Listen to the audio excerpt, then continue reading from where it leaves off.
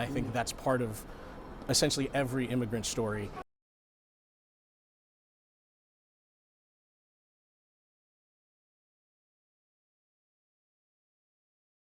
This is a rare opportunity.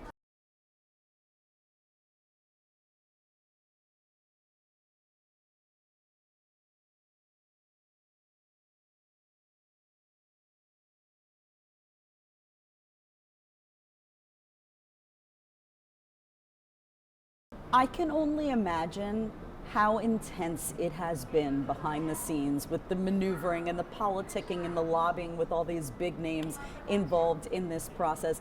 Can you speak to what it's been like in the driver's seat behind the scenes throughout this process? It's been amazing. I feel so privileged to have been here for as long as I have getting ready for this process because I feel like we've gotten to know this community. We've gotten to know this employee base. We've gotten to know our customers at a really personal level, and we're going to lean on that. We're going to use that in putting together what we think is an application that makes all the sense in the world for this location.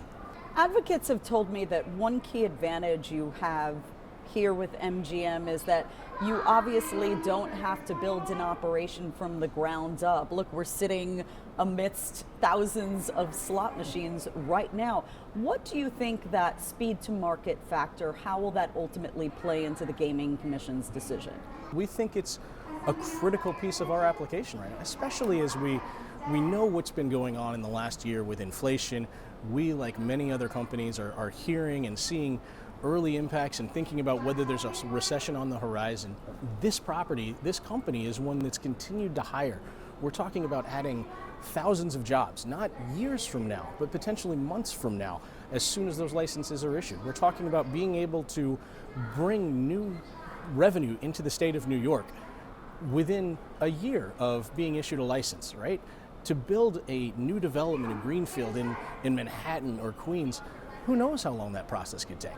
We're ready to start contributing immediately. Some of your anticipated competitors are already teaming up with big names like Jay-Z to boost the star power on their applications throughout this process. Do you have plans to do the same? Like, no respect to Jay-Z, disrespect to Jay-Z.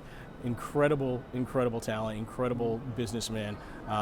MGM is a company that's built casinos all over the world, and we are pretty confident that we're going to be able to put something world-class right here, working from a playbook that we know pretty well. As you know, as part of the application process, community advisory boards are going to be set up that have a lot of pull and the ability to essentially kill any application before it makes its way up the ladder. Where is your strongest opposition coming from? I don't know that we have any, honestly.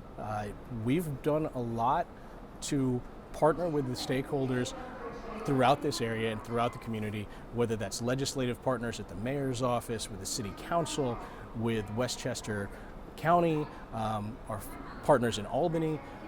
We've listened to all of them. What's your relationship like with City Hall? It's been great. Obviously, they have many constituents whose needs they need to address. We understand that. We understand we're just one of those constituents, but we work with them hand in hand on any issue that comes up here. These licenses certainly won't come cheap. The state expected to receive $500 million per operator, per license. What do you make of these numbers? Have you ever seen numbers like this before throughout your career? It is a considerable license fee, no doubt. It is one of the highest, if not the highest, I've ever seen in my career. I know that it's, I think, 6 times larger than the largest license fee that MGM's ever paid for one of our other operations. Right? You've obviously done the analysis on this. We've done the math, and forwards. We've looked at the opportunity, we've looked at the market. We understand why. This is New York, we get that. This is a rare opportunity that a market like this comes open at this stage of the game. It's the reason that we invested, as much money as we did to come into this market 4 years ago, and it's the reason that we're sitting here today talking about how much more money we want to put into this property now. How much money are we talking about for the construction project? We're still working through some of those final figures, but we've heard our CEO discuss that all in this could be a $2 billion project when you include the license fee and all the other costs of development. So that's a lot of private investment into an area that historically hasn't gotten that level. Does that anticipate an economic downturn for the first quarter? Like I said, we've done a lot of work on this. We've done a lot of math, run a lot of numbers. Nobody knows exactly what the future holds in terms of the economy, but we feel confident that this facility deserves that level of investment and that we can make something really special. While no one knows the exact timeline here, it does seem pretty clear that we're all in for a lengthy application process similar to what played out with the upstate casinos several years ago. Is the expectation that this will play out in 2023? We would Are love we for looking it to. beyond that? It may be late in 2023, but we hope that that's the timing, that it's sometime this year that we have a piece of paper in hand that says, okay, start building. If you get the license, most casinos take about 3 years to build and get up and running. What are you looking at here? We'll be able to ready to operate within these four walls on a pretty expedited basis. Months, not years. So realistically, how far off are we from seeing those help wanted signs? When do you think workers in Yonkers and the Bronx and beyond can expect to start applying for these jobs? It's really up to the state, unfortunately. As soon as they give us the indication that that license is going to be in hand, we'll have to start making those decisions, start hiring folks. Takes a while, we get that, and we'd love to start that process as soon as possible. You know, when you talk about casinos, there is an association with crime. How do you respond to those concerns that someone might have who lives around this casino? Sure, we get it. But again, we've been here for 17 years almost operating as a casino. We have a tremendous partnership with the Yonkers Police Department. We work with them on a daily basis with along with our private security team here. We address the issues that happen here. We are proactive in ensuring that this doesn't become any kind of nexus for bad activity, and it's just something we've never seen at this facility. What are your plans to address sustainability during the construction process, which will be important to Westchester's energy landscape? It's a great question. It's a huge focus of MGM's as an organization.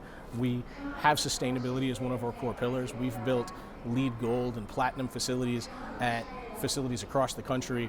We built the largest solar array in the state of Nevada that powers most of our casinos out there.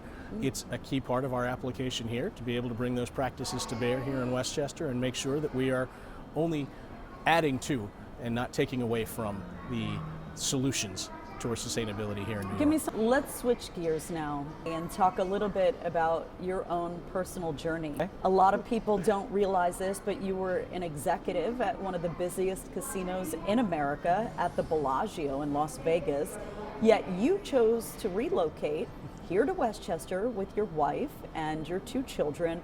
What was the potential that you saw in this property? It was exactly that. It was potential. I was so excited when I heard that MGM was buying this facility.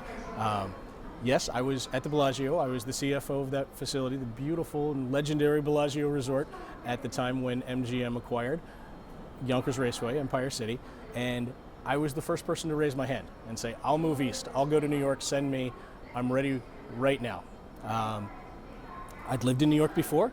I went to law school here. I lived in the city for about 6 years, and I was so excited to untap the potential of commercial casinos in this area, and specifically here in Yonkers and in Westchester. Your parents, immigrants from the Philippines, and I understand that they taught you the value of hard work at a very young age, putting you to work at the family gas station. How did that experience prepare you for the rough and tumble world of casino operations? I mean, look, I owe everything to my parents. And honestly, you know, my New York roots actually go back that far. When my parents emigrated here in 1970, they lived for a year in Queens. It was a little bit too cold up here for my parents who just moved here from the Philippines, so they ended up in Texas, and that's where I was born and raised. And yes, I worked every day through every summer from the time I was probably too young to actually be working, but until I graduated from high school with my dad at our gas station. And hard work, absolutely. I mean, I think that's part of essentially every immigrant story that's made this country what it is. But really what I got to see growing up, working side by side with my dad, was how his business wasn't just how he put food on the table for us, but that even his business, you know, being a corner gas station in Dallas, Texas, was part of a community. And it had a role to play. And it had a role to play with its employees, it had a role to play with its customers, with the businesses around it, and getting to see that on that scale and see how much work that took, how much effort he put into that, to making sure that that it really was a additive member of that community. That's what I take with me to all of my jobs, but certainly to here at Empire City. And I know that your father passed only about a year ago. Our condolences to you. Thank you. I'm just wondering what you think your father would think, or what he would say to you if you, in fact, receive one of these historic licenses. Knowing my father, he'd probably just kind of give me a little nod and maybe half of a smile, but I'd know what that would mean. I've seen him in multiple of our venues, and he's world class.